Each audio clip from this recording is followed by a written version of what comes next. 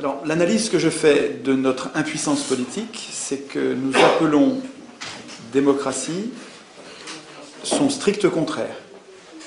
C'est-à-dire que ce qu'on appelle aujourd'hui démocratie, c'est pas du tout, mais pas du tout une démocratie, c'est une oligarchie aristocratique. Et c'est pas du tout par hasard ou par le jeu d'acteurs qui seraient véreux, vicieux. Pas du tout. C'est le mécanisme qui est au cœur de nos institutions est aristocratique, qui s'appelle l'élection.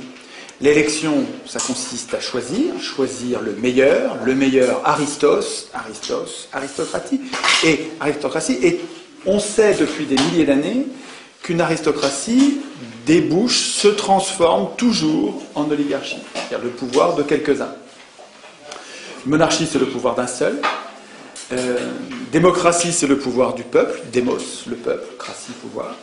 Et une oligarchie, c'est le pouvoir de quelques-uns, d'un petit nombre. Et on y est en oligarchie. Vous voyez bien que quelques-uns tiennent les manettes. Mais quelques-uns ne tiennent les manettes, non pas parce qu'ils sont particulièrement mauvais ou particulièrement rusés. Je voudrais insister sur la cause des causes, ça n'est pas le vice de ceux qui nous gouvernent. Pas du tout. Vous mettriez, si vous les tuiez tous, vous en auriez d'autres qui viendraient à la place si vous ne changez pas les institutions. Le problème, ce sont nos institutions. Et dans les institutions du monde, pour l'instant, la procédure reine, celle qui est défendue par tout le monde, les gens de gauche, comme les multinationales, comme les banques, et c'est ça qui est paradoxal, je vous interrogerai à la fin là-dessus, c'est que des gens aussi différents, aux intérêts si différents, défendent l'élection, c'est louche. Excusez-moi, le fait que Goldman Sachs défende l'élection, c'est qu'elle n'a pas grand-chose à en craindre. Effectivement, Goldman Sachs finance intégralement, quasiment, l'élection du président qui ensuite sert ses intérêts. Mais c'est pas propre aux États-Unis. C'est comme ça dans toutes les soi-disant démocraties qui ne peuvent pas être des démocraties à cause de l'élection. Alors, puisque le régime actuel, ils ont réussi à l'appeler démocratie, la place est occupée. Et on n'arrive pas à désigner l'ennemi, puisqu'on nomme le régime qui nous pose problème du nom de ce qui réglerait le problème. C'est-à-dire qu'on appelle démocratie le problème. Le régime qui pose problème, on l'appelle du nom de la solution. Donc on a un problème de mots. Alors d'où ça vient ça? Et c'était un complot? Pas du tout. Pas du tout. D'abord, quand ceux qui ont conçu le régime actuel, ça s'est passé fin du XVIIIe. Ça s'est passé en Grande-Bretagne, puis ça s'est passé aux États-Unis, puis ça s'est passé en France en 1789. Mais en gros, fin du XVIIIe, se sont mis en place des institutions qu'on appelle et qu'ils ont appelées, ils n'ont pas du tout appelé démocratie, ils savaient très bien ce qu'était la démocratie, ils connaissaient le monde athénien, ils étaient très cultivés, c'était des hellénistes, ils connaissaient le monde grec, mais ils n'en voulaient pas du tout. Sieyès, vous savez celui qui a écrit Qu'est-ce que le tiers-État? Un des plus grands penseurs de la Révolution française. Madison aux États-Unis, qui est un des plus grands penseurs, un des pères fondateurs de la Constitution américaine. Ces gens-là n'avaient pas du tout en tête de fabriquer une démocratie. Pas du tout. Ils n'en voulaient pas de la démocratie. Pour eux, c'était l'anarchie, c'était la populace. Ils étaient élitistes. Ils disaient le peuple n'est pas capable de gérer ses affaires. Les fondateurs des institutions de nos gouvernements, qui s'appelle le gouvernement représentatif. Gouvernement représentatif, pas du tout la démocratie. Ces gens-là pensaient honnêtement. C'était pas des affreux, puisqu'ils nous sortaient de l'ancien régime, qui était un régime pire, mais ils ne voulaient pas du tout de la démocratie. Et quand on parlait de démocratie, c'était presque une insulte, c'était péjoratif, c'était pas un mot positif, c'était pas ce que c'est devenu après. Alors c'est par un retournement de vocabulaire, c'est par une ruse de l'histoire, qu'au début du XIXe siècle, le mot démocratie s'est mis à désigner ce régime. Par exemple, quand Tocqueville a écrit de la démocratie en Amérique, il ne parlait pas du tout de la démocratie, c'était pas une démocratie, mais c'est un livre qui a été un best-seller immense de la démocratie en Amérique. Et il n'est pas le seul. Plusieurs auteurs, progressivement, se sont mis à appeler démocratie parce que vous allez voir qu'il y a des points communs. Il y a un point commun qui est l'égalité. On va voir quand on va parler de la démocratie athénienne que le cœur de l'objectif central de la démocratie athénienne, c'était l'égalité. Mais l'égalité qui était revendiquée par les Athéniens, c'était l'égalité politique réelle. Alors que l'égalité du gouvernement représentatif, elle est formelle. Elle est complètement factice, en fait. Elle n'est pas réelle. Vous voyez bien que notre égalité, elle est sur des détails, elle n'est pas sur l'essentiel. En tout cas, jouant sur l'égalité, prenant en compte l'égalité comme point commun, les auteurs politiques se sont mis progressivement à parler de démocratie. Et tout le monde s'y est mis. Et vous voyez bien que les élus y ont trouvé leur compte, puisqu'ils appelaient démocratie un régime qui leur permettait de se faire élire et donc d'avoir le pouvoir. Les élus, c'était les notables. Ce n'étaient pas les ouvriers, les élus. Donc, ça s'est fait, non pas, c'est pas un complot, mais ça s'est fait parce que les gens y avaient un intérêt. Les gens au pouvoir avaient un intérêt. Tocqueville disait, c'est quand même gros, quoi. Hein. Tocqueville, donc l'icône du libéralisme, disait, je ne crains pas le suffrage universel. Les gens voteront comme on leur dira. Il savait déjà, 1835, il savait déjà, début du 19e, tout début de l'élection, il savait très bien, on renverserait personne, on ne mettrait jamais des pauvres au pouvoir avec l'élection. Jamais. Ils le savent très bien depuis le début. Et ça leur va très bien qu'on appelle ça démocratie, parce que démocratie, ça paraît une espèce l'idéal démos, kratos, le pouvoir du peuple. Ouais, c'est bien, c'est nous, on va moins se faire enfumer si c'est nous qui dirigeons. Ben ouais, mais si vous appelez démocratie un régime qui n'a rien à voir et qui est même son strict contraire, ben vous êtes en train de vous faire avoir à grande largeur. Alors, pour en faire un outil pour aujourd'hui, pour voir qu'est-ce qui est utilisable aujourd'hui, il faut comprendre ce qu'il y a dans la démocratie athénienne. Alors on parlera des objections, c'est-à-dire ce dont on a un petit peu parlé tout à l'heure quand on a parlé de xénophobie, de phallocratie, d'esclavagisme. J'en parlerai quand on verra les objections. Mais je voudrais d'abord vous montrer le cœur nucléaire d'une vraie démocratie, de la démocratie athénienne, avec le transparent que je vous ai préparé. C'est un schéma que j'ai fait pour ces conférences. Je l'avais fait d'abord à la main, puis en fait là, pour vous, c'est une première. Je l'ai fait sur machine. Alors, l'inconvénient du fait qu'il soit fait sur machine, c'est qu'il est tout prêt. Alors que quand je le faisais à la main, pendant que je vous parlais, je le dessinais en même temps.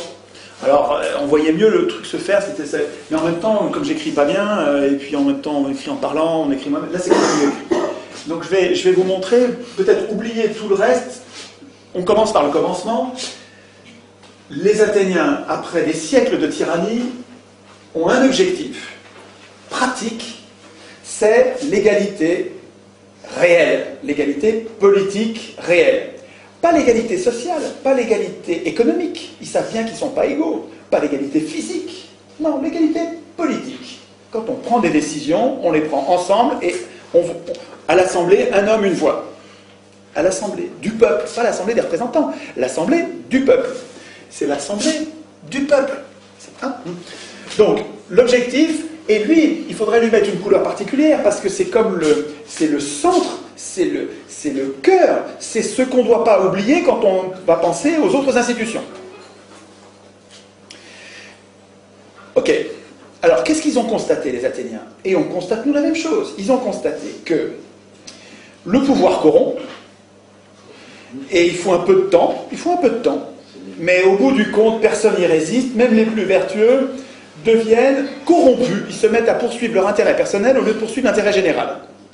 Constatant ça, c'est des faits, et c'est des faits qu'on voit encore aujourd'hui, on voit bien que la richesse et le pouvoir, les privilèges, ça nous change. Et même si on est bon au départ, on est moins bon, comme les drogués qui avons besoin de notre drogue après, quand on a pris le goût, on a envie que ça dure, et cette envie-là passe avant l'intérêt général.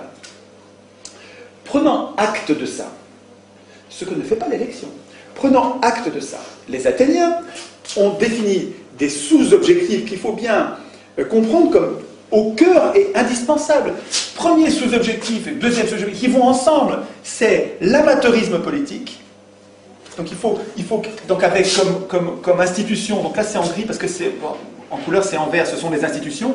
Et là, c'est les objectifs qui nous font choisir telle et telle institution.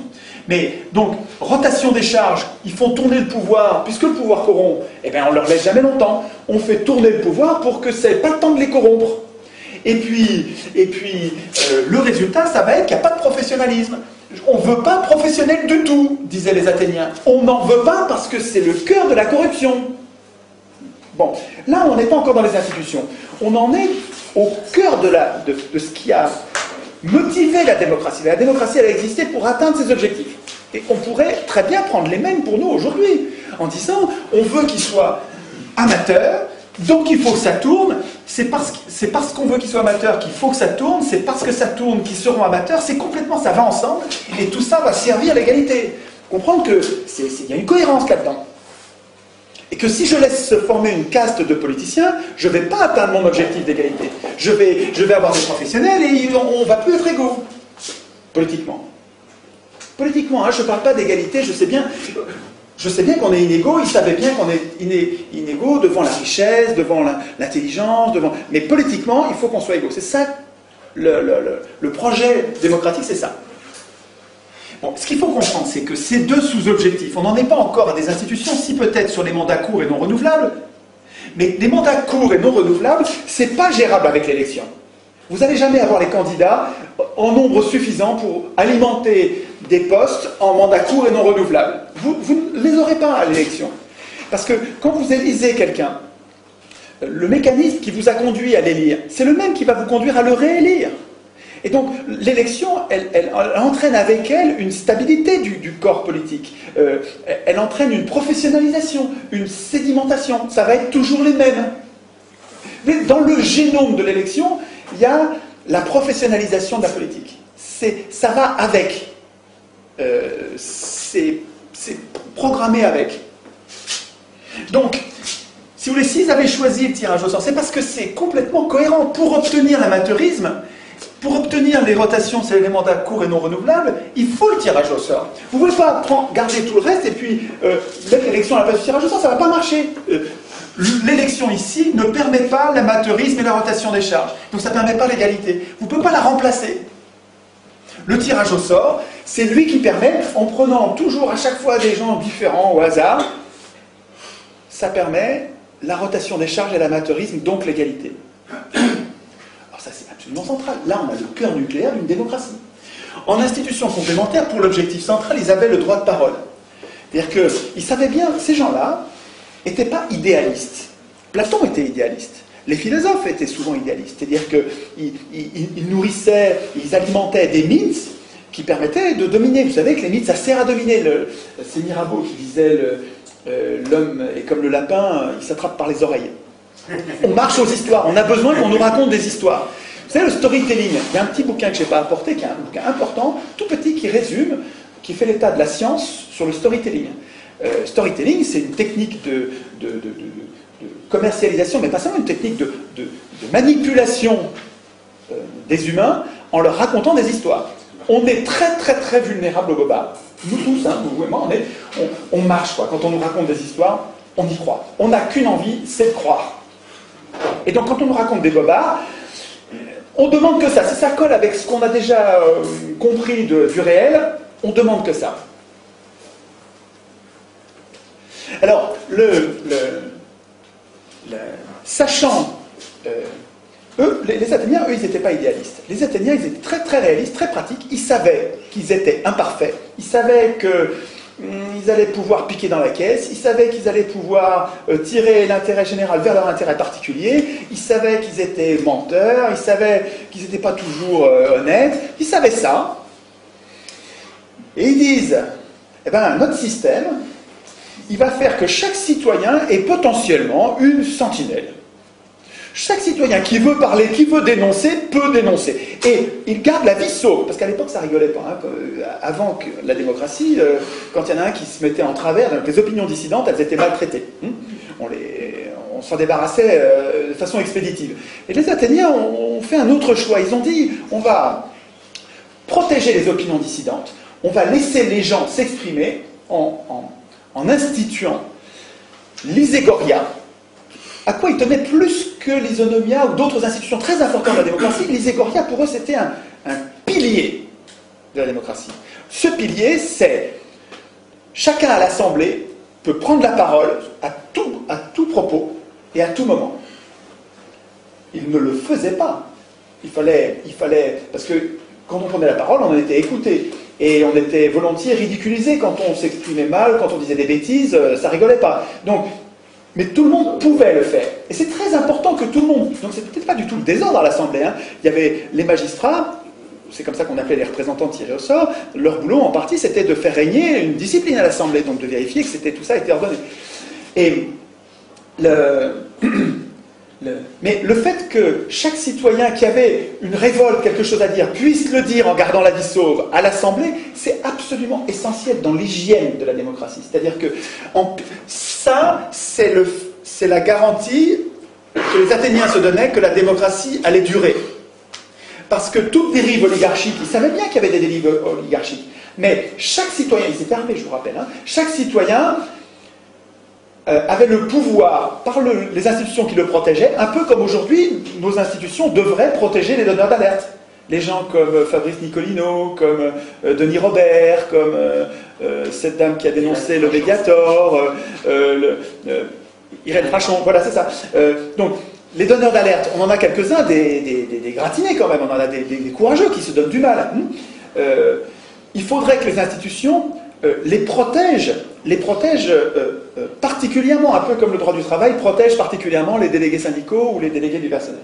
Bon, les institutions athéniennes garantissaient à chacun ce droit de parole. Ça s'appelle l'Isegoria, c'est une institution essentielle. Et ça rendait les citoyens actifs.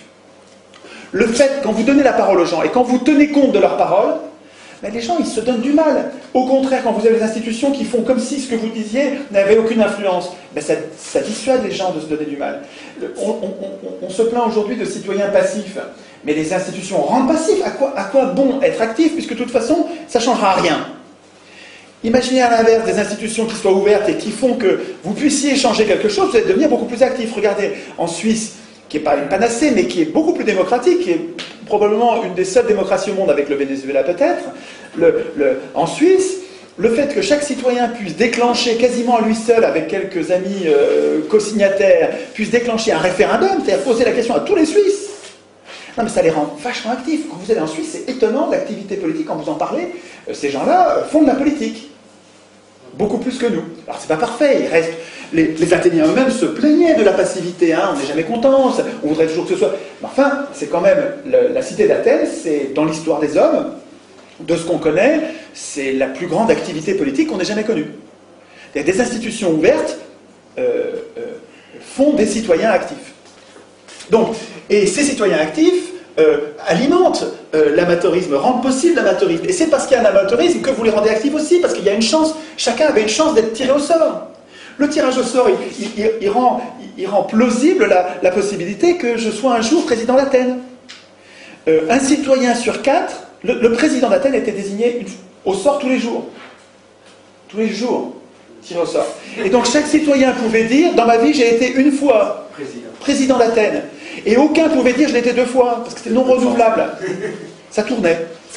Mais quand vous savez que dans le potentiel de ce qui va vous arriver, vous allez être un jour le porte-parole du groupe, et ça change complètement votre rapport à la politique.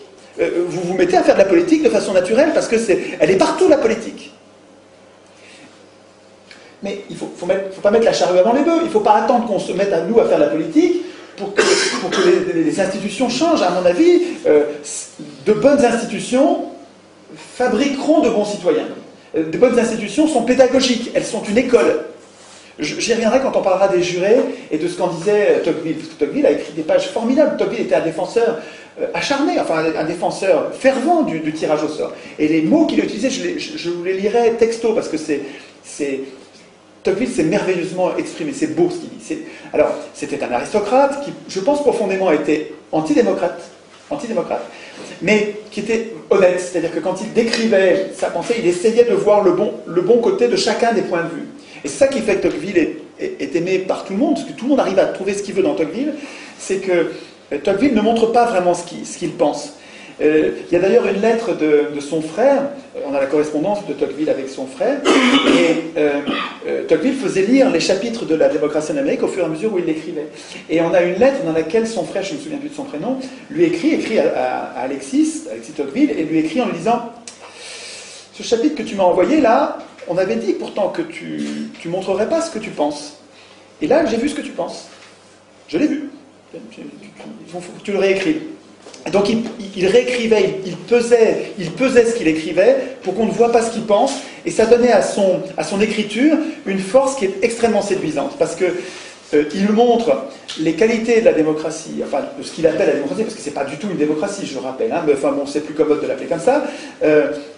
Il décrit le régime américain avec ses forces et ses faiblesses, avec une honnêteté qui est utile pour nous aujourd'hui. Parce que c'est vrai que le régime représentatif tel qu'on le vit, il a des travers qui nous conduisent à la dictature, une dictature douce que décrit Tocqueville et qui est celle qu'on vit en ce moment. Donc Tocqueville, malgré le fait qu'il soit antidémocrate, on y trouve des choses formidables. Et les passages sur le tirage au sort sont une pure merveille, on verra ça tout à l'heure. Donc, si vous voulez, le cœur nucléaire de la démocratie, c'est ça là. C'est l'objectif, les sous-objectifs et la procédure qui rend possible ces sous-objectifs. Si vous changez quelque chose là-dedans, vous perdez la démocratie, quoi. Alors, ils avaient peur du tirage au sort comme nous. Pareil, la même peur. C'était les mêmes humains. Et ils réfléchissaient bien, ils n'étaient pas loin d'être bêtes, c'est pas parce que c'était il y a 2500 ans, ils réfléchissaient exactement comme vous aujourd'hui, pareil. Peut-être plus parce qu'ils faisaient plus de politique. Et donc ils avaient peur de tirer au sort des abrutis. Alors d'abord, ils ne donnaient pas le pouvoir au tiré au sort. Le tiré au sort, c'était pas celui qui décidait. Celui qui décidait, c'était l'Assemblée. C'est pas les représentants, c'est l'Assemblée. Donc il faut pas imaginer qu'on remplace l'élection par un tirage au sort et puis on laisse le pouvoir comme le pouvoir aux élus. Pas du tout, ça marche pas comme ça. Il faut comprendre, la démocratie, c'est autre chose que notre système actuel. Alors il y a des points communs, puisqu'on prend des décisions collectives, il faut qu'on évalue les décisions collectives, il faut qu'on exécute les décisions collectives, il faut qu'on procède au jugement des conflits entre particuliers. Donc il y a des tas de points communs. Il faut qu'on atteigne des objectifs comparables, mais l'équilibre, la philosophie des institutions, il faut comprendre qu'elle change complètement. On verra après comment, quand on est un grand nombre, ça peut continuer à fonctionner. Mais vous verrez qu'avec la fédération, avec la démocratie qui s'exerce à petite échelle, et avec la fédération qui remonte en pyramide avec des contrôles de pouvoir à tous les étages, c'est tout à fait imaginable. J'y reviendrai tout à l'heure sur la faisabilité aujourd'hui. Mais donc, je vous en parlais tout à l'heure avant qu'on fasse cette deuxième partie. Il se trouve que le tirage au sort entraîne mécaniquement et pratiquement sans exception, les exceptions elles sont marginales, une désynchronisation, c'est Hansen qui parle de ça. Il y a 2 livres absolument, là il y a plein de livres sur la démocratie athénienne qui sont vraiment formidables, mais l'histoire des Athéniens au quotidien, quand ils vont tirer au sort, les machines qu'ils utilisent, les problèmes qu'ils ont avec leur démocratie, c'est dans un très très très bon livre. Ce livre-là se lit, c'est un bonheur. On a l'impression de vivre une société qu'on aimerait vivre aujourd'hui. En tout cas, on sent bien ce qui est transposable dans... C'est quelqu'un qui aime la démocratie athénienne, hein, qui écrit. Il s'appelle Hansen, et ça s'appelle La démocratie athénienne à l'époque de Démosthène. Bon bouquin pour voir le quotidien. C'est un des plus grands connaisseurs connus de la démocratie athénienne, donc il y en a beaucoup, hein, des connaisseurs de la démocratie athénienne, mais celui-là est un grand bonhomme qui avait écrit plusieurs forts volumes sur le sujet et qui les a résumés pour nous en un seul bouquin pour que ce soit accessible. Et puis il y a un deuxième livre, alors lui que je vous recommande plus encore, parce que là c'est le plus important, je pense, de tous les bouquins sur le tirage au sort et l'organisation politique du pays. Pourtant c'est un titre qui n'est pas sexy, hein. Principe du gouvernement représentatif. A priori, vous voyez ça sur une étagère, vous allez dire, je vais le laisser là, je verrai peut-être demain. Vous avez tort. Ce livre est un très bon livre. C'est l'histoire du tirage au sort, c'est l'histoire du moment où on a perdu cette conception, cette importance du tirage au sort, pourquoi l'élection a triomphé, avantages et inconvénients, c'est écrit honnêtement. C'est un gars super, Bernard Manin. J'ai rencontré, c'est un gars jovial, malin, cultivé comme tout.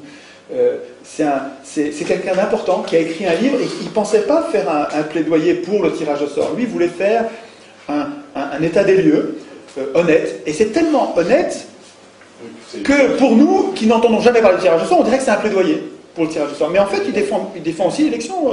C'est très honnête. C'est un peu comme Tocqueville.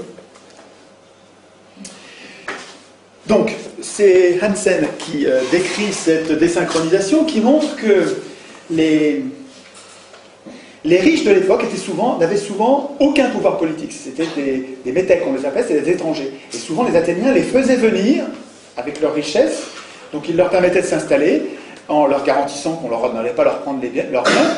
Et finalement, les riches, là, ces métèques, faisaient leurs affaires, ils vivaient très confortablement, ils s'étaient très bien installés, ils n'avaient aucun pouvoir politique, mais manifestement, pendant 200 ans, ça ne les a pas empêchés de prospérer. Et Athènes était une cité très prospère. Alors, je sais qu'elle était colonialiste, qu'elle était guerrière, qui faisait des expéditions, comme tous les peuples de l'époque.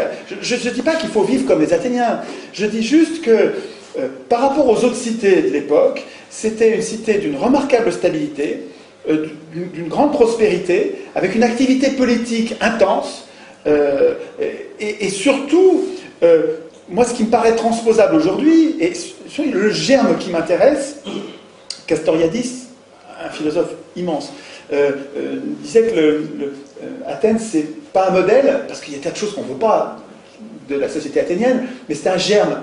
Et il me semble que le germe il est là, ce truc-là qui fait que les riches ne dirigent jamais. Ça vous fait pas quelque chose, ça, et que les pauvres dirigent toujours. Eh ben, bon sang, eh ben, quand même, c'est quand même une grosse différence. En fait, c'est quoi? Oui, c'est un détail, on va passer à autre chose. Ben, attends, réfléchissez. Alors, bon, en tout cas,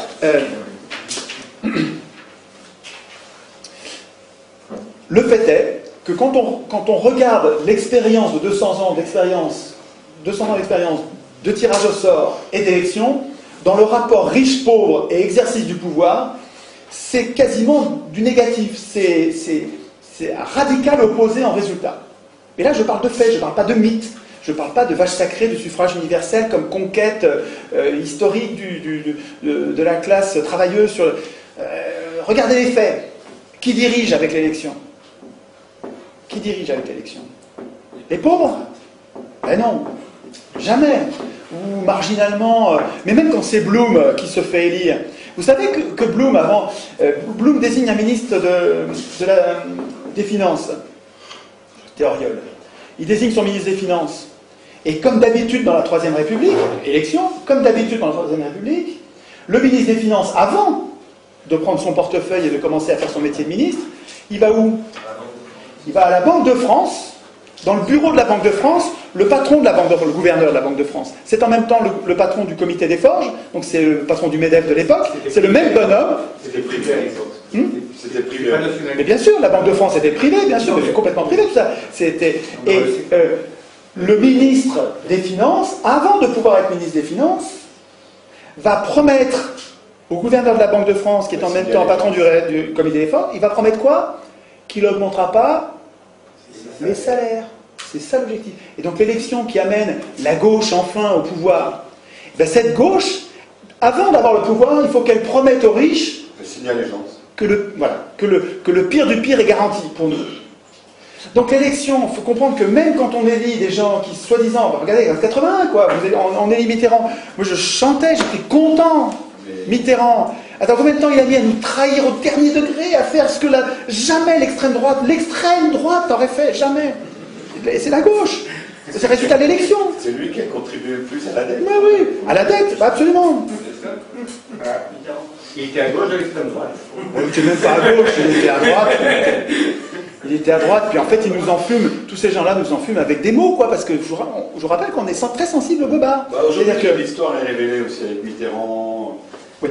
L'Oréal et tout ça, parce que c'est lié aussi à la Banque fédérale américaine à travers les nazis. Mais bon, ça, on en parlera un autre jour. Alors, je crois que c'est pas la peine de développer sur la trahison des partis de gauche une fois au pouvoir. Je veux dire, on en a gros sur la patate tous. Je veux dire, c'est pas la peine de développer. J'ai aucune spécificité là-dessus.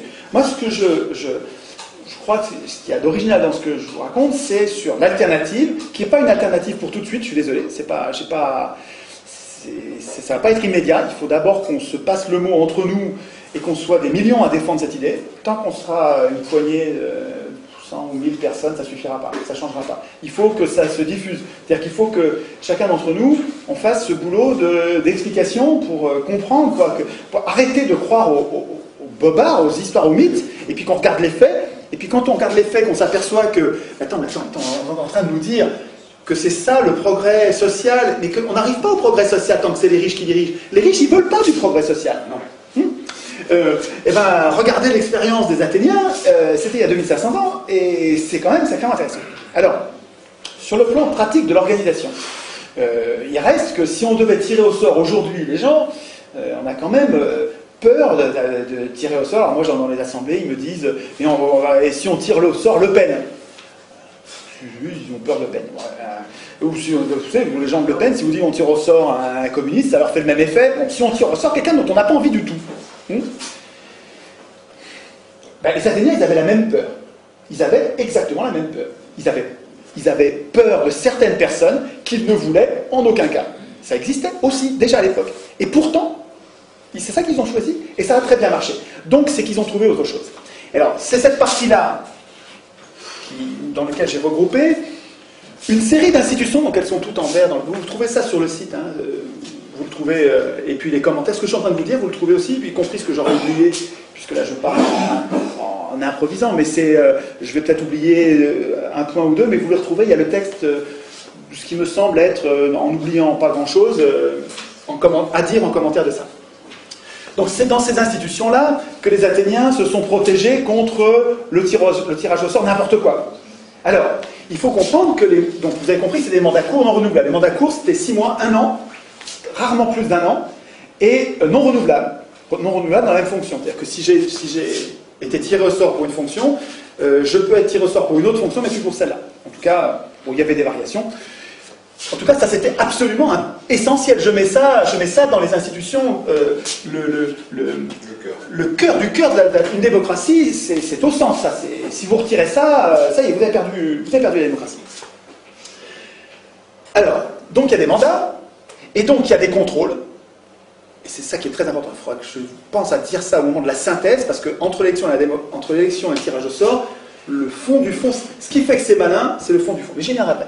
Donc, le mandat est l'objet de plein de contrôles, des contrôles avant, des contrôles pendant, des contrôles à la fin du mandat et des contrôles après le mandat. Donc ces contrôles, ils en avaient tout le temps. Il faut comprendre que le tir au sort, ils avaient peur. Ce n'est pas la même chose que les élus aujourd'hui. Je ne sais pas si vous voyez la différence. Les tirs au sort, ils avaient le sens d'une responsabilité, d'un devoir. Ils ne venaient pas se goinfrer en étant impunis de tout, irresponsables. Ça n'a rien à voir. Donc, alors, avant le mandat, qu'est-ce qu'il y avait comme contrôle pour éviter de tirer au sort n'importe qui? Il y avait le volontariat, c'est-à-dire que n'étaient tirés au sort que ceux qui se présentaient le matin à l'Assemblée, donc ils étaient 6000 à peu près en gros à l'Assemblée, ça variable suivant les époques, mais en gros, et il y en avait en gros 2000 qui se présentaient pour le tirage au sort de la journée. Alors il y avait une machine, un clérotérion. Sur le site, vous trouverez le fonctionnement. Il y a un très bon bouquin de Saint-Omer, Le pouvoir au peuple. Un bouquin vraiment, vraiment très, très intéressant qui montre toutes les expériences actuelles et passées, mais il y en a beaucoup d'actuelles de tirage au sort dans les institutions du monde. Et donc c'est un florilège d'expériences avec les échecs, les réussites, c'est assez enthousiasmant, parce que là vous avez vu que c'est pas que théorique, ça marche, il y a des tas de gens qui le pratiquent. Pourquoi je parlais de ça? Je parlais du clérotérion, parce que là-dedans, il y a un chapitre, son chapitre 2, dans lequel il explique le fonctionnement du clérotérion. Et qu'il explique que tous les matins, les boules blanches, les boules noires, c'est marrant à voir, c'était très matériel, tout le monde pouvait vérifier, un peu comme nous dans les bureaux de vote, vous pouvez y aller, vous avez intérêt à y aller pour vérifier que tout se passe bien. Là, c'est pareil, le clérotérion, la machine à tirer au sort, tout le monde pouvait regarder, puis c'est assez rustique, donc c'est difficile de tricher, c'est pas un ordinateur.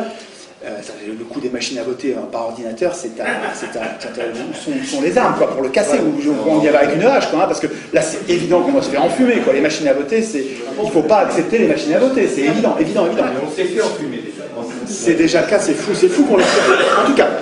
En tout cas, le matin, il y avait du volontariat. Alors ce que soulignait Montesquieu, c'est que cette institution du volontariat, ça on pourrait discuter sur le forum de mon site, on discute sur le fait de savoir est-ce qu'on tire au sort parmi des volontaires ou est-ce qu'on tire au sort parmi tout le monde et on leur permet de refuser, ce qui fait qu'on ne retient que les volontaires, mais volontaire ça n'a pas le même sens, suivant qu'ils soient volontaires avant ou qu'ils veuillent bien après.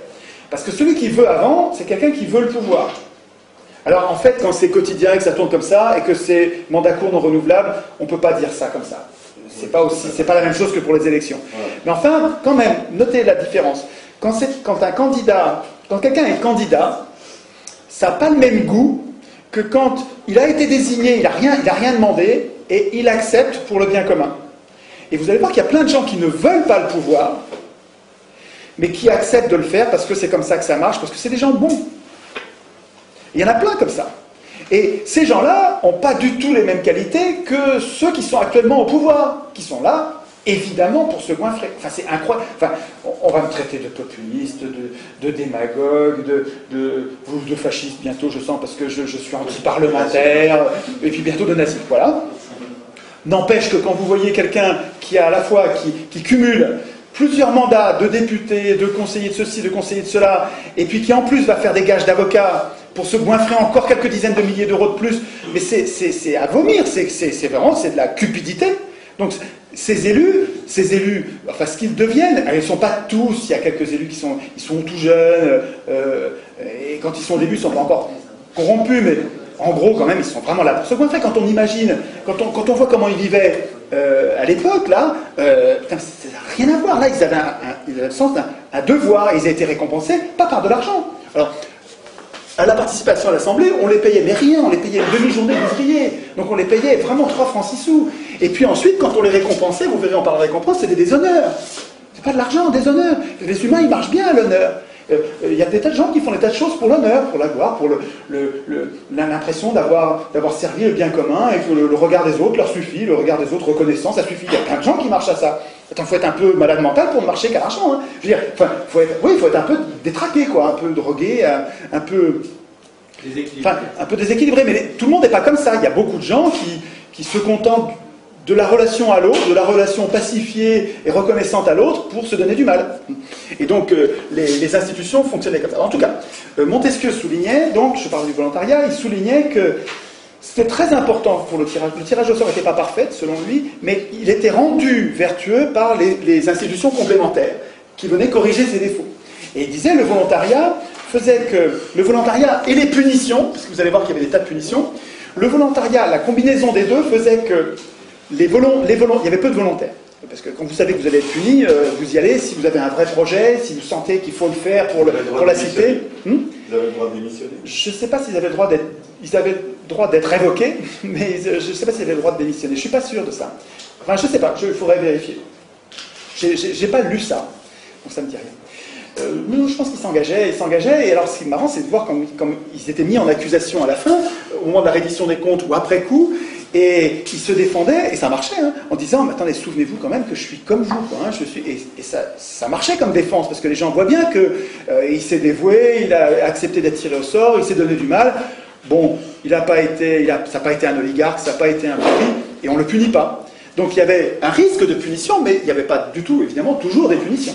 Alors, donc, le volontariat, associé au risque réel de punition éventuellement sévère, ça pouvait d'ailleurs aller jusqu'à la mort, hein, c'est pas ça parce que c'est pas transposable, mais enfin, je veux dire, c'était des punitions sévères, pour l'époque.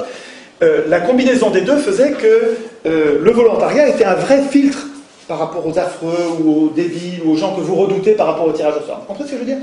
Ce que je veux dire, c'est que par rapport à l'objection, on va avoir des idiots.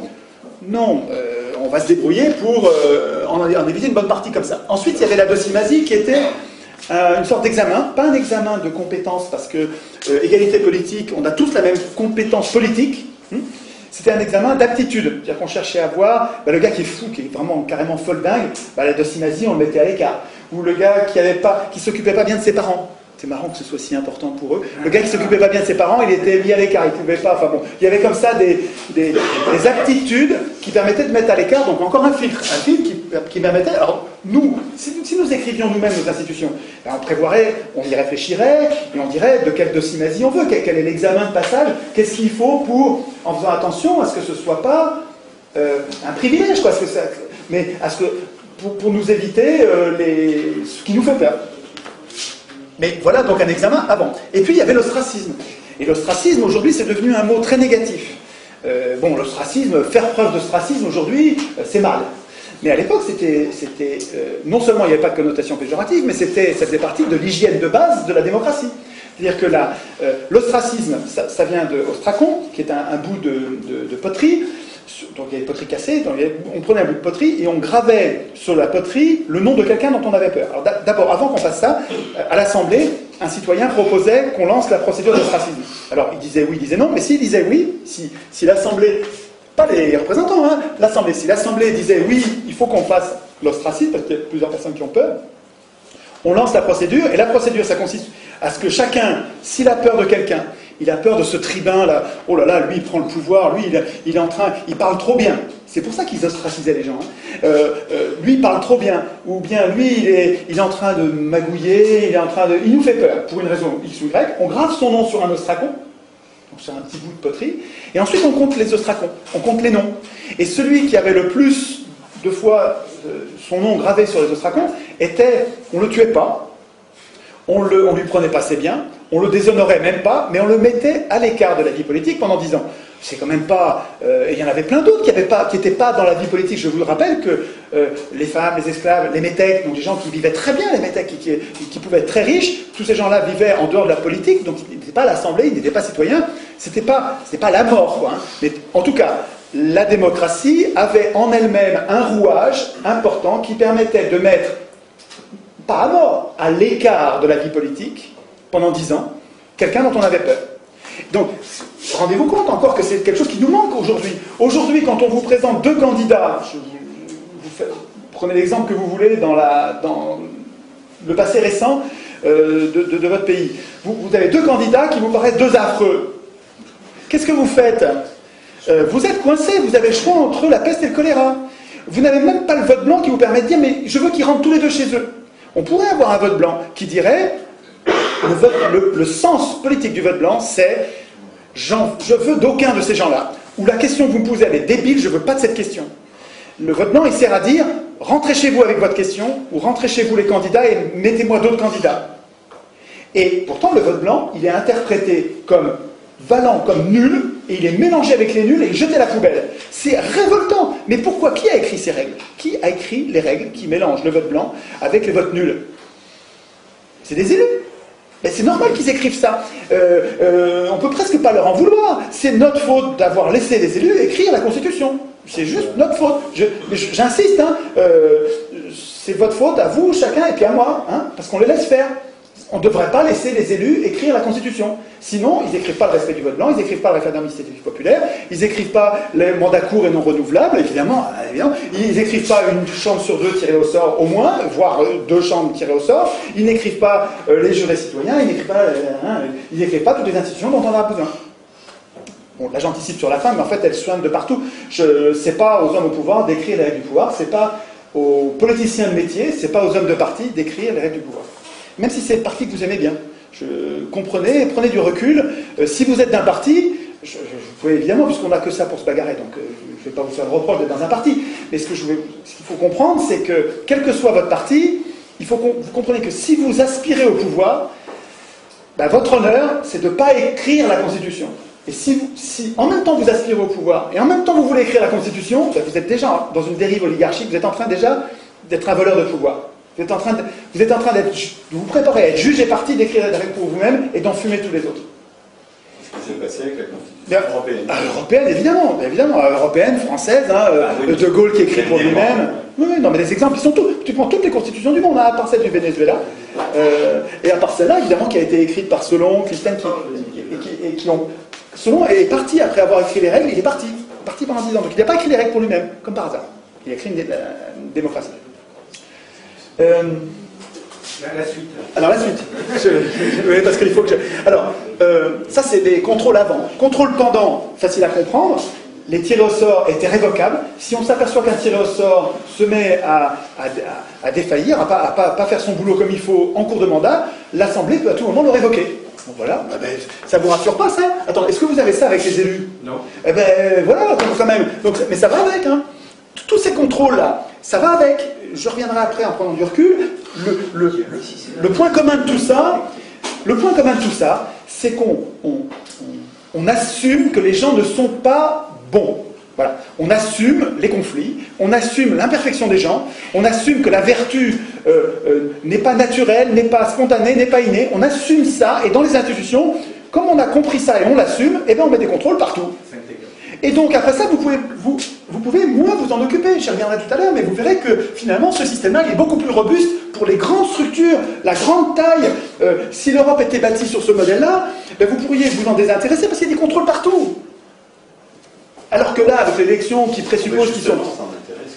Alors on pourrait aussi s'en intéresser, on pourrait faire les deux. Ce qu'il faut comprendre, c'est... On y verra, quand on parlera d'une objection qui consiste à dire oui, mais le tirage au sort ça valait parce qu'ils étaient petits, alors que l'élection on est plein. C'est juste le contraire. L'élection il faudrait qu'on soit petit, et le tirage au sort ça marcherait mieux si c'est dans un système de grande échelle. Donc je fais vite, la révocabilité c'est facile à comprendre. La reddition des comptes, le fait d'avoir à rendre des comptes à la fin. Vous imaginez si vos élus vous rendaient des comptes? Ils vous rendent des comptes et après ça, il a exercé le pouvoir pendant 1 an, et après ça pendant 6 mois, voire quelquefois pendant 1 an. C'est vachement long la reddition des comptes, ça prenait un temps fou. D'ailleurs, il fallait des gens tirés au sort pour aller contrôler les tirés au sort. C'est d'autres tirés au sort, hein, ils se contrôlaient entre eux. Et donc, pendant 1 an, il fallait qu'ils expliquent pourquoi ils avaient fait ci, pourquoi ils avaient fait ça. C'est 1000 fois plus protecteur que notre système, ce truc-là. C'est 1000 fois plus protecteur. Vous me dites, et si on tirait au sort un tel qui est un affreux? Mais regardez tous les contrôles qu'il y a. Donc je vous dis, c'est pas le tirage au sort à la place de l'élection. On réfléchit, on n'est pas obligé de le faire bêtement. On peut le faire comme ils l'ont fait, c'est en réfléchissant. C'est-à-dire qu'on fait le tirage au sort parce qu'on a un objectif qu'on veut atteindre, et comme on voit qu'il y a des inconvénients, on fait des institutions qui vont avec les inconvénients. Et alors ça, l'ensemble a une cohérence, et c'est bien plus malin que notre système. Bien plus malin pour l'intérêt général. Ah, c'est moins malin pour les banques. Mais pour l'intérêt général, c'est bien mieux ce système-là. Les banques, mais à mon avis, ils vont nous voir venir. Hein. Bon, tant pis. En tout cas, dernière institution complémentaire du tirage au sort qui fait qu'il n'y a pas à avoir peur des affreux, c'est que même après coup, même après le mandat, si on s'apercevait, mais attends, là, il y a un gars qui a amené l'Assemblée à aller envahir une autre île et on s'est pris une pâtée du diable. Donc le gars qui nous a amené à prendre cette décision, on va donc c'était les Angéliques, c'était la possibilité de mettre en cause publiquement, donc d'accuser publiquement. Donc ça veut dire que n'importe qui devient potentiellement l'accusateur de quelqu'un qui a fait du tort à la démocratie. Alors peut-être qu'il faut le tempérer, ça. Hein, je vous donne juste c'était des pistes tout ça pour nous. Hein, et après ça, on verra. Peut-être qu'il faut limiter les contrôles, qu'il n'y en ait pas trop pour pas paralyser les gens. Hein, donc, en tout cas, dans les institutions athéniennes, ça rigolait pas. Après la fin du mandat, l'Assemblée pouvait changer de décision en disant non mais là ce qu'on a fait c'est une bêtise, on revient dessus. Ça s'appelait le graphé paranomon, une procédure qui permettait de revenir et de changer. C'est-à-dire que mais oui, exactement. La société athénienne avait bâti des institutions qui lui permettaient, comme n'importe quel être vivant, de prendre des décisions et de savoir que peut-être elle allait se tromper, et quand elle se trompait, de changer, de revenir en arrière. Ils ont fabriqué un corps capable comme n'importe quel vivant, comme n'importe quel être vivant, de corriger et de revenir en arrière, de s'adapter. C'est tellement plus malin. C'est tellement plus malin. Bon, en tout cas, tout ça est bien plus protecteur que nos systèmes actuels, et finalement, l'ensemble, compte tenu de ce résultat qui est quand même absolument décisif pour la prospérité et le bien commun, ça devrait se tester, quoi. Enfin, la deuxième partie de ce que j'ai à vous dire, c'est les objections et les réfutations. Alors, il y a 4 ou 5 objections courantes. Donc, la première objection, c'est... Mais on va mettre des affreux aux manettes. Avec votre système. On va mettre des salauds ou des abrutis, des affreux aux manettes. Pas du tout. D'abord, c'est pas aux manettes. Celui que vous tirez au sort, il va pas avoir les manettes. c'est pas les représentants qui exercent le pouvoir, c'est l'Assemblée. Donc les représentants, ils nous aident, ils font tout ce que l'Assemblée ne peut pas faire. Ils préparent l'ordre du jour, ils affichent l'ordre du jour, ils vérifient la discipline dans l'Assemblée, ils exécutent les décisions, ils procèdent au tirage au sort, ils vont s'occuper de la reddition des comptes et éventuellement des punitions. Ils font tout ce que l'Assemblée ne peut pas faire. Mais en fait, ils sont nos serviteurs. Ils ne sont pas nos maîtres. Avec l'élection, on choisit nos maîtres. Avec le tirage au sort, on dit mais non, mais on n'a pas de maître. C'est pas du tout pareil. Il ne s'agit pas juste d'une procédure à changer. C'est une démocratie, c'est autre chose que ce qu'on connaît. Ce qu'on connaît aujourd'hui, ça consiste à désigner nos maîtres. Qu'on appelle représentants. Et qui s'appellent nos représentants, mais pour mieux nous tromper, quoi. Enfin, vous voyez bien qu'ils nous trompent, quoi. Il n'y a pas besoin de faire un dessin. Bon. Donc, à l'objection, mais on va désigner les affreux, on va mettre des affreux aux manettes. D'abord, il faut répondre, on ne va pas les mettre aux manettes, c'est pas eux qui ont les manettes, les tirés au sort. Et deuxièmement, les affreux, il y a plein d'institutions pour les filtrer. Je ne reviens pas, hein, il y a plein d'institutions pour s'en débarrasser, les punir. Donc il n'y a rien à craindre là-dessus. Enfin, moi je trouve qu'il y a en tout cas beaucoup moins à craindre, parce que vous trouvez que l'élection, ça ne met pas en place les affreux. On dirait que ça les choisit. On dirait que les pires gouvernent. Mais d'ailleurs, que des absolus. Je pense que ce livre-là, ça, je pense, moi je dois avoir 1500 ou 2000 bouquins à la maison, j'ai beaucoup de livres, je lis énormément. Mais si je devais garder un livre de tous les livres, ah là là, ça c'est une merveille. Les propos sur le pouvoir d'Alain, et tous les propos, mais les propos sur le pouvoir d'Alain, c'est un livre de chevet, c'est un truc, vous le relisez, c'est de l'intelligence, c'est très très très très très utile. C'est un vrai bon bouquin qu'on peut prendre à l'adolescence, et puis après ça, il vous suit toute votre vie, quoi. Propos sur le pouvoir, c'est génial. Alors, dans un des propos, une des pensées d'Alain, c'est, et vous allez voir ces 3 toutes petites phrases avec le sujet vers complément, c'est très court, et il y a tout pour condamner l'élection. Pour condamner l'élection. Tant que j'avais pas trouvé le tirage au sort, je trouvais que il y avait de quoi se foutre une balle, cette phrase-là, parce que c'était trop vrai, et c'était un piège, on ne pouvait pas en sortir. Mais avec le tirage au sort, alors, qu'est-ce que c'est? Qu'est-ce qu'il disait, Alain? Il disait, les gens bons ne se soucient pas de gouverner. C'est une façon en vieux français de dire, ils ne veulent pas gouverner. Les gens bons n'ont pas envie de gouverner. Tout est là. Autant dire que les pires gouverneront. C'est vrai que si vous avez un système de l'élection qui repose sur la candidature, et que les gens bons ne veulent pas, ne seront pas candidats, ben vous allez avoir que des affreux. Eh bien oui, les pires gouverneront, mais on y est. On y est. Regardez, vous avez Paulson au gouvernement des États-Unis. Vous avez Dick Cheney, vous avez Paulson, Dick Cheney, Rumsfeld, des diables. Tous, la crème de l'horreur. Obama n'est pas mieux. Exactement. C'est le bal des vampires. Et en France, vous avez Sarkozy, en Italie, vous avez Berlusconi, en Angleterre, vous avez Tony Blair, vous avez les pires. Des pires, Tout à l'heure, j'ai dit prostituées, mais il ne faut pas que je dise ça, parce que c'est pas gentil pour les prostituées. Il faut trouver un mot plus grave que ça, parce que les prostituées, nous, on est prostituées, nous aussi, enfin, on ne fait pas exprès, hein. On est prostituées, on ne fait pas exprès. Non, c'est pire que, c'est les affreux, c'est bien, c'est un bon mot, les affreux. Les affreux, j'aime. Donc on va pas dire prostituées, parce que les prostituées sont nos amis, mais on va dire les affreux.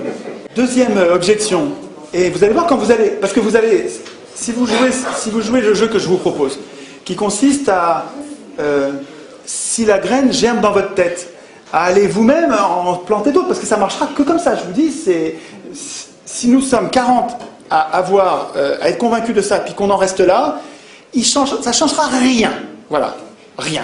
Si par contre, la graine que je vous propose de cultiver, non seulement vous la faites grandir, vous allez lire, vous la renforcez vous-même, vous lui mettez de l'eau, de l'engrais, elle devient belle dans votre tête, et puis que vous allez la semer ailleurs, vous aussi, dans 40, alors là, oui, ça va se développer très vite. Ah, là, oui, très vite. Donc, les objections dont je vous parle, il faut que vous les connaissiez, et puis vous connaissiez les réfutations, parce que ils vont vous répondre la même chose, les gens, ce que je vous dis. Donc, la deuxième objection, c'est... vous allez vous êtes en train de nous appliquer un régime qui marchait à petite échelle, mais aujourd'hui, à grande échelle, c'est pas possible ton truc. Alors 2 minutes. L'élection, là, ça fait le pari qu'on connaît les gens. Puisqu'on élit, ça veut dire qu'on les connaît. Non. Ah bah si. Ah bah, comment tu fais pour élire? C'est-à-dire choisir si tu les connais pas. Intrinsèquement, ce qui est dit dans l'élection, ah sinon, c'est du foutage de gueule ouvert, c'est que ce qui est dit dans l'élection, c'est qu'on connaît les gens. Et c'est pas tout, puisque l'élection est censée être le seul contre-pouvoir, la seule punition quand ils déconnent, c'est de ne pas les réélire. Ça veut dire que ça suppose qu'on sait ce qu'ils ont fait pendant qu'ils étaient élus. Tout ça, c'est du foutage de gueule quand on est au niveau d'un État ou au niveau de l'Europe. Est-ce que vous savez, est-ce que vous connaissez les gens que vous avez élus au niveau de l'Europe? Pas du tout. Vous en savez, vous avez vu trois fois, vous l'avez vu 30 secondes à la télé, et puis quand il est en Europe là-bas, vous ne voyez rien, vous ne savez pas du tout ce qu'il fait. Donc l'élection, elle n'est pas du tout adaptée à la grande taille. Elle est adaptée à la petite taille. La commune, vous connaissez votre maire, vous le voyez tous les jours. Vous pouvez l'interpeller, il vous connaît, vous le connaissez. L'élection, elle marche bien à petite échelle. Et puis comme l'élection fait le choix, enfin elle fait le pari idéaliste, le pari non réaliste, que les gens sont vertueux, que les élus, comme par miracle, deviendraient des dieux qui sont capables de décider, ils sont compétents sur tous les sujets, le nucléaire, les OGM, tout ça ils sont compétents, et donc il n'y a pas de contrôle, parce que soi-disant les élus sont la représentation de la nation, et donc on leur fait confiance, et donc il n'y a pas de contrôle, mais tout ça est complètement contradictoire avec la grande taille. Je veux dire, un organisme de grande taille, il a besoin de ça. Il a besoin de ça. Il a besoin de plein de contrôle. Il a besoin d'avoir assumé que les gens ne sont pas bons naturellement. Et qu'il faut des contrôles partout. Ben oui, il faut des contrôles. Ils n'aiment pas ça, mais tant pis, c'est pas eux qui décident. Ben, tant pis, c'est pas eux qui décident. Ah si c'est eux qui décident, ils ne vont pas mettre de contrôle. Ben regardez, là aujourd'hui. Et c'est eux qui écrivent les constitutions. Et bien ils mettent des contrôles nulle part. C'est normal. C'est notre faute à nous, parce qu'on les laisse écrire les constitutions. C'est pas à eux d'écrire les constitutions. Donc, quand on vous dit, ouais, le tirage au sort, ça marchait quand ils étaient petits, sur une petite cité, et ça marchait pas dans le grand, c'est le contraire. Objection suivante que je repère, c'est on me dit, mais alors avec votre système, on va tout le temps changer d'avis, ça c'est jamais le même. Vous tirez au sort tous les jours le bonhomme, mais attendez, vous allez changer d'avis tous les jours. Comment allez-vous faire pour avoir une politique de long terme, avoir une espèce de vision d'avenir, tu vois, c'est ça qu'ils vous disent en disant le tirage au sort, vous allez avoir n'importe quoi, vous changez de bonhomme, vous changez de politique, vous allez gouverner en zigzag. D'abord, pourquoi pas gouverner en zigzag? Tout ce qui est vivant fonctionne comme ça. Vous prenez n'importe quel enfant qui apprend que ça brûle, ben, la prochaine fois il ira pas, il est en zigzag, oui, il y a été une fois, puis il ira pas une deuxième fois, et tout ce qui est vivant fonctionne comme ça. Pourquoi pas la société moderne avec une assemblée qui se tromperait et qui dirigerait en zigzag? Première parenthèse, mais surtout, cette objection qui consiste à dire on va changer tout le temps d'avis, c'est pas vrai, c'est pas les tirés au sort qui décident. C'est pas les tirés au sort qui décident, c'est l'Assemblée. Et l'Assemblée, elle est stable, c'est tout le temps le même peuple. L'Assemblée, les Athéniens n'avaient pas un problème de zigzag en décidant, c'était toujours les mêmes qui décidaient. Alors, ils étaient une trentaine de milliers et ils étaient que 6000 à l'Assemblée. Donc, ils n'y étaient pas tout le temps, hein, ils bossaient, et puis de temps en temps, ils allaient à l'Assemblée. Quand ça leur pétait, ils allaient à l'Assemblée. Donc, quand vous avez envie d'aller à l'Assemblée, vous y allez, puis quand c'est plein, vous reviendrez demain. Mais à l'Assemblée, il y avait en gros un corps de citoyens qui était...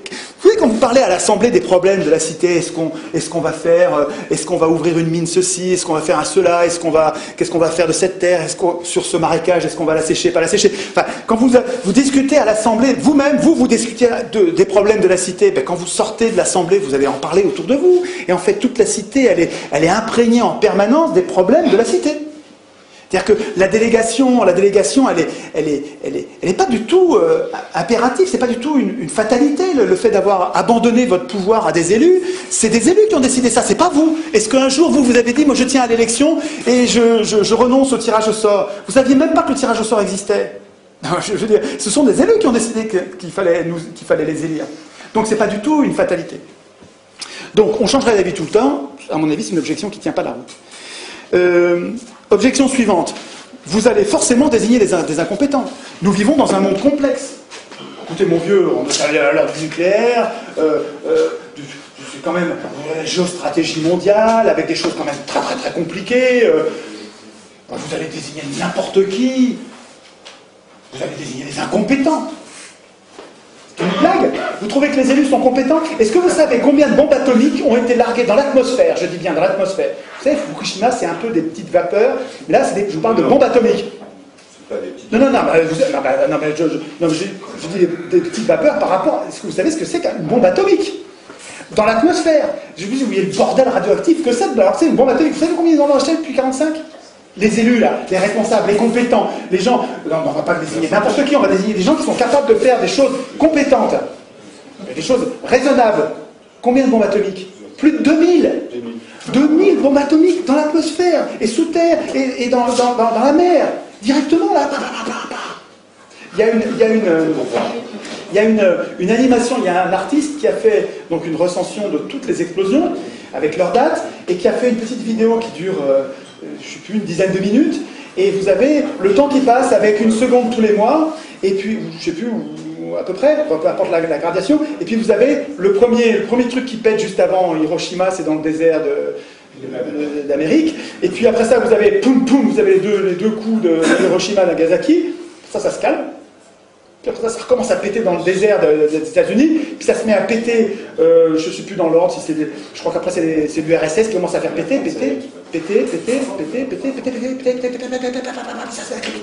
pour en faire 2000, il en faut un paquet, des petits points rouges, puis à un moment, dans les années 60, mais ça n'arrête pas. C'est des responsables, on vous dit, avec des tirés au sort, vous allez désigner des incompétents, mais on se fout de nous. Hein? Les Français, ils ont réussi à s'irradier eux-mêmes. Eh bien complètement, mais on arrive à... Mais attendez, mais c'est que quand vous faites péter une bombe atomique, vous n'irradiez pas que vous-même, vous irradiez toute la planète, et puis ça va rester pendant des millions d'années, toutes ces particules. Enfin bon, bref. Et puis combien? Alors, mais là, vous allez pouvoir prendre le relais avec moi. Les élus prétendent être compétents. Et combien de guerres ils ont déclenché, les élus? Combien de guerres? Qui a balancé du napalm et des pesticides sur le Vietnam par millions de litres? Qui? Les élus? C'est les élus, hein? Attends, c'est épouvantable ce qu'ils ont fait sur le Vietnam. Épouvantable, absolument épouvantable. C'est dingue ce qu'ils ont fait au Vietnam. C'est profondément révoltant ce qu'ils ont fait au Vietnam. Mais c'est des élus qui ont fait ça. Des gens compétents. Est-ce qu'une assemblée populaire aurait fait ça? Je ne suis pas sûr du tout. Peut-être que oui, mais je ne suis pas sûr du tout. Et quand on fait des assemblées vous trouvez dans ce bouquin-là, là, sur le pouvoir au peuple de Saint-Omer, quand vous voyez ce que décident des assemblées de citoyens tirés au sort. Par exemple, au Mali, il y a une assemblée de citoyens tirés au sort qui ont réfléchi sur les OGM. Donc on a tiré au sort sur les listes électorales des gens qui ne connaissaient rien aux OGM, rien de rien. Voilà. Vous aviez des maires au foyer, des syndicalistes, des paysans, il y avait des avocats, de tous les métiers, tirés au sort. Donc vous aviez une assemblée de gens qui ne connaissaient pas le sujet. Et puis pendant des mois, ils avaient de l'argent pour le faire, ils avaient une enceinte, ils avaient des locaux pour recevoir les gens, ils ont fait venir les gens de Monsanto en leur posant la question, pourquoi est-ce qu'il faut les OGM? Alors les gens de Monsanto ont expliqué pourquoi il fallait les OGM. Ensuite ils ont fait venir les gens de la Confédération Paysanne, pourquoi vous ne voulez pas de OGM? Les gens ont expliqué pourquoi ils n'en voulaient pas. Ensuite ils ont fait venir les gens de Bayer, donc un autre céréalier, en disant voilà pourquoi on le veut. Ensuite ils ont fait venir les paysans d'Amérique latine qui utilisaient des OGM depuis longtemps, en leur disant pourquoi vous avez fait ça? Et puis vous êtes content, est-ce que vous n'êtes pas content? Et puis pourquoi vous avez continué? Qu'est-ce qu'il y a des problèmes? Est-ce que tout se passe bien? Il faut revenir les gens de Monsanto en disant ils nous ont dit que, qu'est-ce que vous répondez? Et puis pendant ça, tout le monde regardait. Tout ça, c'était diffusé à la télé, à la radio, les gens pouvaient être là dans l'enceinte, les citoyens pouvaient proposer qu'on pose des questions, dire posez-lui la question parce que effectivement, on pose la question. Mais au bout de 6 mois, ces gens-là sont bien plus compétents que n'importe quel parlementaire au monde, parlementaire qui doit traiter tous les sujets. C'est une blague. Là, eux, ils se concentrent sur un sujet. Ils ne sont pas intéressés, ils ne sont pas payés par les labos, ils n'ont pas une réélection à assurer, ils n'ont pas été financés par personne. Ils ont juste une mission, tout le monde les regarde. Ils vont devenir les gens, pas les experts, ils vont devenir des gens éclairés, bien plus éclairés que n'importe quoi d'autre, que n'importe qui d'autre. Et ça c'est un modèle de démocratie. Une démocratie, des institutions qui prépareraient un parlement tiré au sort. Tiré au sort des gens qui savent qu'ils ne savent pas. C'est 1000 fois mieux que les élections qui se la pètent et des gens qui sont élus et qui croient qu'ils sont dieux. Là, vous avez des gens qui sont tirés au sort, ils savent qu'ils ne savent pas, qu'est-ce qu'ils font? Sur chaque sujet de société, au lieu de décider eux à la place des autres, eux qui sont tirés au sort et qui savent que demain ils vont revenir dans la population normale. Et ces gens-là, les institutions vont les aider, vont les inciter à désigner une autre assemblée tirée au sort qui, elle, va être spécialisée sur le problème qui leur est soumis. Et en fonction du rapport que va faire l'assemblée spécialisée, ils vont décider de telle ou telle loi. Et éventuellement, s'il y a un doute, eh ben, on fait un référendum. C'est-à-dire que tous les gens décident par référendum. Là, ça n'a pas le même goût. Vous comprenez ça? Alors finalement, sur l'assemblée des OGM, l'assemblée du Mali, là, elle a décidé qu'à l'unanimité, c'est parlant, à l'unanimité, c'est plutôt non. Plutôt non, parce qu'on n'a pas compris à quoi ça sert, on n'est pas sûr que ça va être bien, et on n'a pas la preuve que c'est pas dangereux. Donc, non, à l'unanimité. Eh ben, je sais pas, moi je trouve ça plus parlant qu'une bande d'experts qui sont payés par les labos, très majoritairement les labos qui fabriquent les OGM. Je trouve que c'est évidemment mieux. Donc, cette histoire de compétences, c'est des conneries. Le parlementaire médecin qui vient d'être élu, ou le prof qui vient d'être élu, sur le nucléaire, il connaît rien. Sur le réchauffement climatique, il connaît rien. Ce qui va faire sa compétence, je ne dis pas qu'il ne va pas être compétent, il va être compétent quand il va se mettre à bosser sur un dossier. Il va devenir compétent. C'est son travail qui va le rendre compétent. Mais c'est pareil pour n'importe quel tiré au sort. Les tirés au sort, ils ne sont pas compétents parce qu'ils sont tirés au sort, parce qu'ils sont élus, ils sont compétents parce qu'ils bossent. Et c'est leur boulot qui va les rendre compétents. Donc, on désignerait forcément des incompétents. C'est des sottises. J'ai presque fini. Le modèle athénien était esclavagiste, phallocrate et xénophobe. Ça, alors là, je garde le meilleur pour la fin. Parce que c'est ça vous allez l'avoir. C'est-à-dire qu'on vous dit, oh, mais attendez, l'élection, c'était la démocratie athénienne, c'était une oligarchie. Regardez, vous aviez une toute petite poignée de gens qui avaient le pouvoir, et tout le reste, c'était des esclaves, des femmes, des métèques, une toute petite poignée de gens. Attendez. À l'époque, sur Terre, c'est un anachronisme de les juger avec nos valeurs et nos valeurs d'aujourd'hui, alors qu'eux étaient à l'époque, alors que c'était impossible de ne pas être esclavagiste à l'époque. C'était très marginal, quoi. Quand vous avez tout le monde autour de vous, tout ce qui existe, c'est esclavagiste, vous êtes esclavagiste comme tout le monde, quoi. C'est comme si on disait, nous, on a des chiens et des chats. Voilà, c'est comme si on disait que nous, on mangeait des vaches. Attendez, le jour où ça va être décidé, le jour où l'humanité, et je crois que ça arrivera un jour, où on décidera que tuer un animal, c'est comme tuer un homme. Et que, en fait, on peut se nourrir avec de la nourriture artificielle, et qui a le même goût, c'est même bien meilleur. Attends, à chaque fois que tu manges ce pavé de bœuf artificiel, fait avec du pétrole, ou je m'en fous, n'importe quoi, c'est meilleur que la meilleure des côtes de bœuf que jamais personne n'a mangé quand il a mangé une côte de bœuf. Simplement, tu n'as plus besoin de tuer un animal. Une fois qu'on aura inventé la technologie nécessaire pour nous nourrir, en nous régalant, en nous donnant toutes les protéines, toutes les intrants, mais il n'y a plus besoin de tuer les animaux. Ce jour-là, ça pourra devenir un crime de tuer un animal, puis on n'aura plus besoin. Mais quand vous allez juger les gens d'aujourd'hui en disant ils tuaient les animaux, c'était une boucherie, c'était un génocide sans arrêt, regardez, c'est des camps de concentration. Regardez les batteries, les animaux en batterie qui se font assassiner, et bien avant d'être assassinés, ils se font torturer. Ils se bouffent entre eux, les cochons, dans les étables. Mais quand on nous jugera, nous aujourd'hui, nos petits-enfants nous demanderont « Qu'est-ce que tu faisais, papy, pendant le génocide des animaux ?» Je dirais « Je les mangeais comme les autres. » Et si vous voulez, l'esclavagisme à Athènes, c'est un peu ça. Je ne dis pas ça pour défendre l'esclavagisme, il ne faut pas être con. Je ne suis pas esclavagiste, je ne suis pas phallocrate, je ne dis pas qu'il ne faut pas que les... Quand je vous demande de vous concentrer sur Athènes, je ne vous dis pas il faut être misogyne, on met les femmes. C'est évident que je ne dis pas ça. Vous comprenez ce que je veux dire? C'est pas... Et celui qui me fait ce procès-là, qui me dit mais vous êtes en train de défendre un régime esclavagiste et xénophobe, il me prend pour un abruti. Enfin, il me prend pour un salaud, il m'insulte. C'est incroyable ça. Moi, j'ai du discernement. C'est-à-dire que oui, ben, on ne va pas leur reprocher de ne pas voler en avion ou de ne pas porter des Nike à l'Athénien. Bon. En tout cas, ce que je veux dire, c'est que regardez-le, celui qui vous dit ça. Celui qui vous dit bah, la démocratie athénienne, vous êtes en train de vous défendre un régime qui était un régime d'esclavagistes. Vous me prenez vraiment pour un imbécile. Vous êtes en train de tout mélanger parce qu'il y a un truc qui vous gêne là-dedans, qui va vous foutre au chômage. Parce qu'en général, c'est les élus ou les sponsors d'élus qui vous disent ça. Ben, évidemment, c'est des gens qui vont tout perdre là, qui vont perdre leur pouvoir d'élu, et les riches qui vont perdre leur pouvoir de transmission d'élus qui sont à leur service. Ils vont tout perdre avec le tirage au sort. Donc ils ont intérêt à tout mélanger, ils mettent du caca, du truc de c'est tout mélangé, regardez comme c'est sale. Et vous dites, bah, allez, circuler, rien à voir. Mais vous, enfin, moi, il me semble, nous, notre intérêt, c'est d'avoir du discernement. Quand quelque chose est mal d'un côté, il n'est pas forcément tout mal. Je suis désolé, la politique partisane qui consiste à dire moi j'ai une ligne politique et tout ce qui n'est pas strictement conforme à ma ligne politique c'est des ennemis, pour moi c'est une prison de la pensée. Je ne suis pas comme ça. C'est-à-dire que chaque individu ou chaque vie politique peut avoir commis des erreurs, peut présenter des imperfections, et puis à côté, il y a une perle géniale qui va me servir à construire le monde pacifié, la concorde d'aujourd'hui. Et à Athènes, je vous dis, si vous avez du discernement, regardez à Athènes. Est-ce que l'esclavagisme rendait possible la démocratie? Et si vous répondez oui, absolument, la démocratie n'était possible que s'il y avait l'esclavagisme, alors là, oui, ok, je dirais c'est vrai. Donc c'est un système qui porte en lui quelque chose d'inacceptable, et on laisse tomber. Mais est-ce que c'est vrai? Alors, il y a un peu de vrai, mais qui n'est pas vrai du tout. Un peu de vrai, c'est que c'est parce qu'il y avait des esclaves qu'ils avaient du temps pour faire de la politique.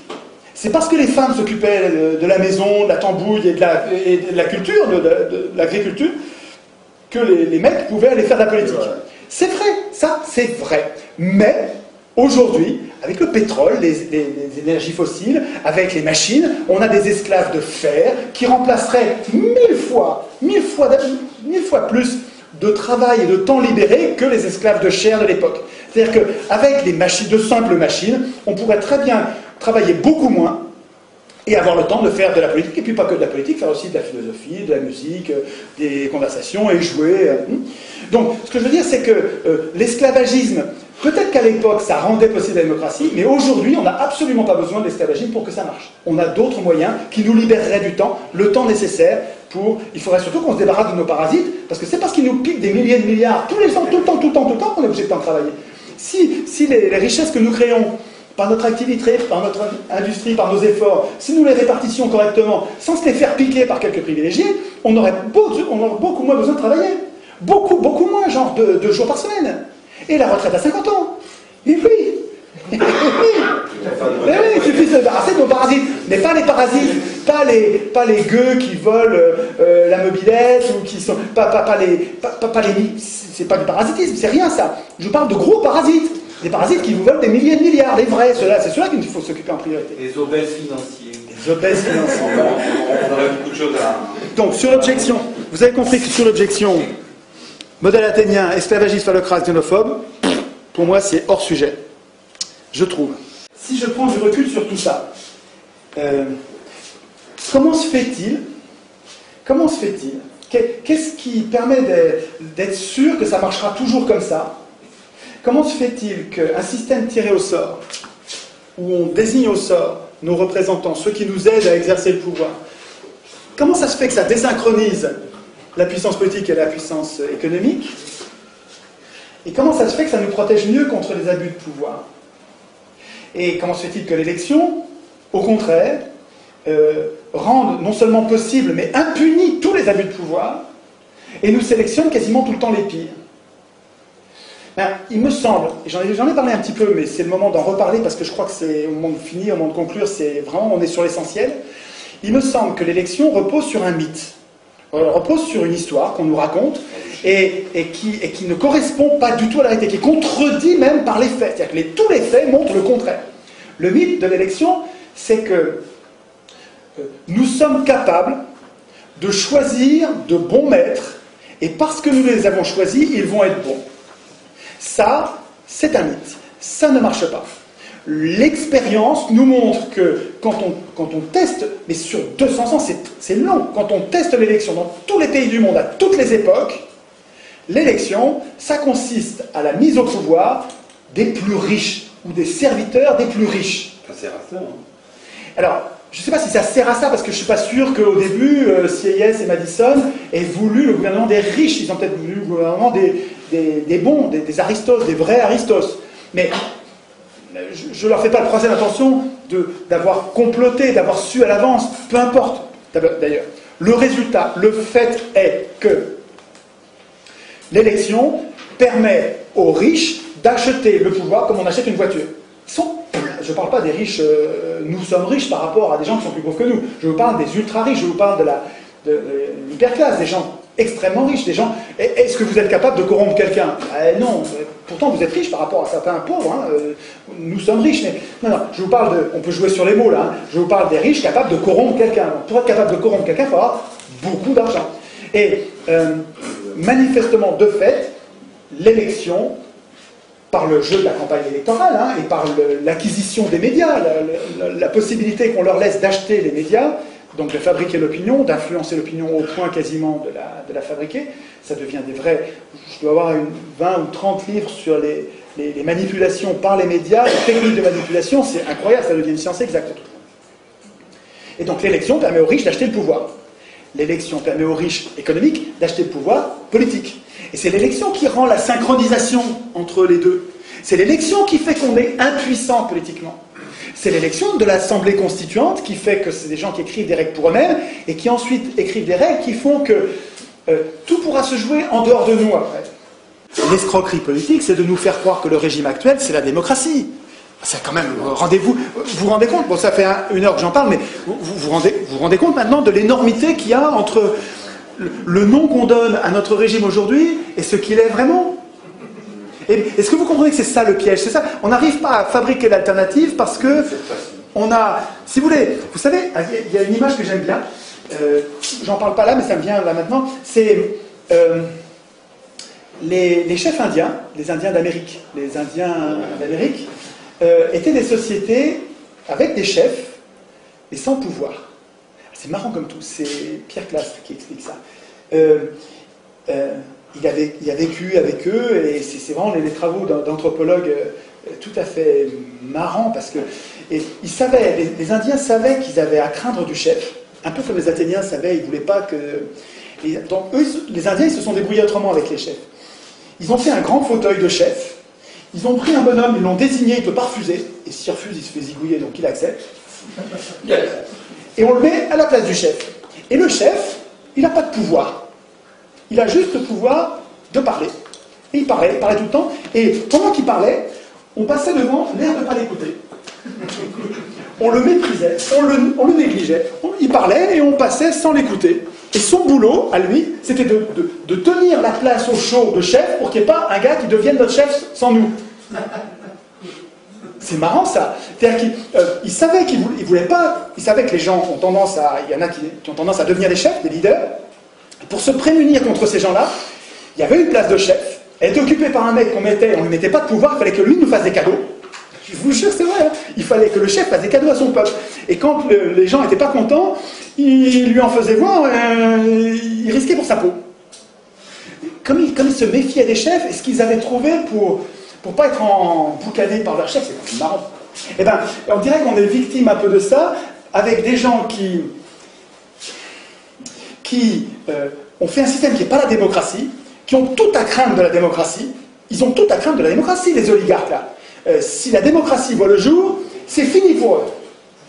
Ils n'ont plus de pouvoir, ils ne peuvent plus abuser. Alors qu'est-ce qu'ils font? Leur système détestable, injuste, ils l'appellent comment?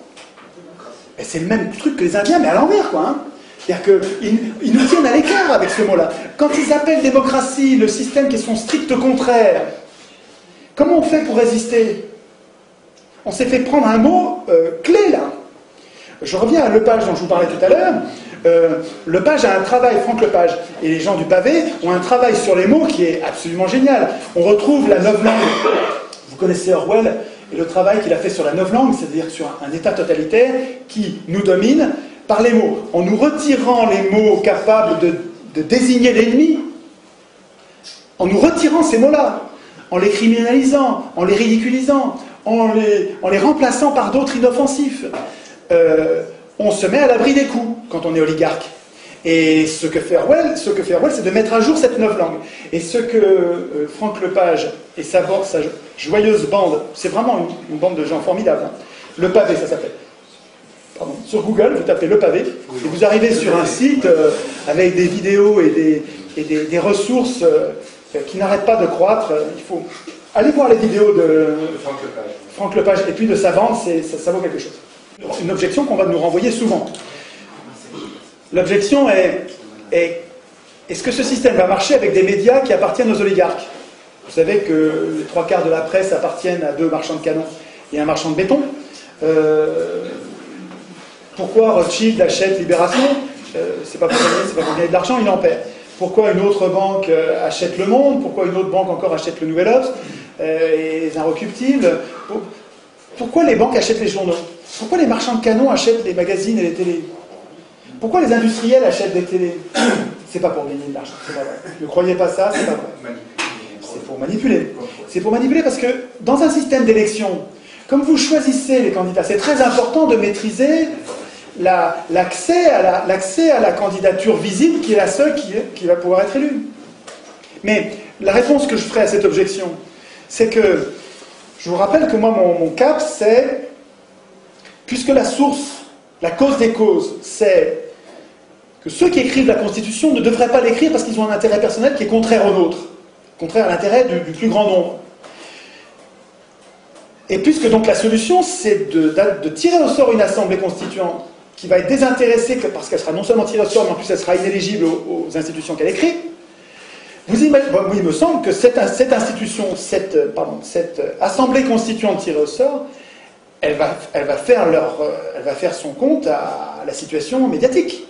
Elle va prévoir dans les institutions que non seulement, comme le prévoyait Montesquieu, il va y avoir un pouvoir législatif, il va y avoir un pouvoir exécutif, et on ne dira pas gouvernement, parce que le mot gouvernement, c'est l'exécutif, il va être servile, il va obéir aux ordres de l'Assemblée, il va être servile. Quand on dit gouvernement, on se fait déjà enfumer avec les mots. Parce que gouvernement, déjà il y a tout dans le gouvernement. Il y a je décide et j'applique et je juge même. Dans le gouvernement, il y a tout. Il ne faut pas accepter le mot gouvernement. Une bonne constitution, elle ne met pas en place un gouvernement, elle met en place un exécutif. Montesquieu, c'est séparation des pouvoirs. Toi, tu écris les lois, tu es parlement, mais tu ne les exécutes pas. Toi, tu es exécutif, tu exécutes les lois, tu as la force armée, mais tu écris pas les lois. Et puis toi, tu es juge, donc tu les regardes, s'ils déconnent, tu les punis, et puis tu t'occupes des litiges entre citoyens. Et la triangulation de ces pouvoirs bien séparés fait qu'il n'y en a aucun qui est capable de devenir tyrannique. Vachement malin cette idée. Juste, il n'y avait pas prévu parce qu'il ne connaissait pas, il n'y avait pas la télé. Comme il n'y avait pas la télé, Montesquieu a oublié de prévoir les médias. Mais nous, on n'est pas obligé de se limiter à ces pensées Montesquieu, et on a toujours intérêt. On sait bien, nous, que les médias sont un pouvoir plus important encore que le Parlement, et donc on va mettre les médias sous contrôle démocratique, avec des jurés citoyens tirés au sort qui vérifient que tout se passe bien, et on va vérifier, et on va évidemment interdire à toute entreprise d'être en même temps entreprise et propriétaire d'un média, évidemment. Et du même coup, parce que je vous laisse, ce truc-là, vous le mettrez en place, vous n'allez pas le mettre en place, ils vous laisseront jamais faire un bout de ça, même un bout, ils ne vous laisseront pas faire. Donc, ce que je veux dire, c'est que ce projet-là, un projet de vraie démocratie, jamais ils nous laisseront faire. Ça se fera pas en étant gentil. Je veux dire, on va pas leur demander la permission. Ils vont dire oui, c'est pas comme ça que ça va se passer. Et donc, quand vous allez changer les choses, vous changerez en même temps les médias. Les médias, vous ferez. Et à mon avis, il n'y a pas que ça. Il va falloir penser à la monnaie. C'est-à-dire qu'il va falloir penser quand dans les institutions. Montesquieu n'en a pas parlé. Il a raté un truc parce que c'était en train. Montesquieu, c'était 18e, on ne voyait pas encore le projet, on ne voyait pas encore se former le problème du pouvoir bancaire. Ça commençait pourtant déjà, mais ça ne se voyait pas. Donc c'était pas dans l'air du temps, on en discutait pas. Mais aujourd'hui, quand même, aujourd'hui, dans les institutions, si on ne prévoit pas le problème, la solution, la protection, le contrôle des autorités monétaires, si on ne prévoit pas ça, on n'est plus con que la moyenne, je veux dire, il faut quand même y penser. Évidemment, si on écrit de nouvelles institutions, l'Assemblée constituante, il va falloir qu'elle réfléchisse à la monnaie. Une phrase pour finir. Autant je comprends qu'un industriel, qu'un banquier, qu'un oligarque défende l'élection mordicus. Je comprends, c'est un moyen qui lui permet d'acheter le pouvoir. C'est logique. Je lui en veux même pas. Il est dans son rôle. C'est normal. Mais que des militants de gauche ou de droite qui sont humanistes, qui cherchent une société, parce qu'il y en a plein à droite des gens qui cherchent une société apaisée, c'est une société un peu plus violente quand même que les sociétés de gauche, mais les gens de gauche ils ne se rendent pas compte qu'ils nourrissent aussi une certaine violence, donc je ne les départage pas, m'est égal. Mais que les gens qui sont humanistes de tous ces bords, qui cherchent à une société pacifiée, avec le moins d'injustice possible, c'est-à-dire des inégalités, mais qui correspondent aux efforts de chacun. Il peut y avoir des inégalités, mais en proportion des efforts. Celui qui a fait beaucoup d'efforts, il est mieux traité que celui qui n'en fait aucun. Bon. Et que tous ces gens qui cherchent une société pacifiée, juste, défendent l'élection malgré... et ne veuillent pas du tirage au sort. Quand j'en parle à mes copains, le tirage au sort, ils disent non, mais parce qu'ils sont dans des partis. Ils sont dans des partis, ils n'arrivent pas à l'imaginer. Et ils disent, ils cherchent toujours à louvoyer. Que ces gens, tous, à la fois, continuent à vénérer comme une vache sacrée l'élection, le suffrage universel, et continuent à détester ou vouer hégémonie le tirage au sort, alors qu'il y a 400 ans, 200 ans de tirage au sort, 200 ans d'élection, 400 ans de faits contraires qui montrent qu'ils ont tort. C'est du déni de réalité. Le patron de supermarché, je comprends. Le militant, humaniste, je ne comprends pas. Ça me paraît incompréhensible.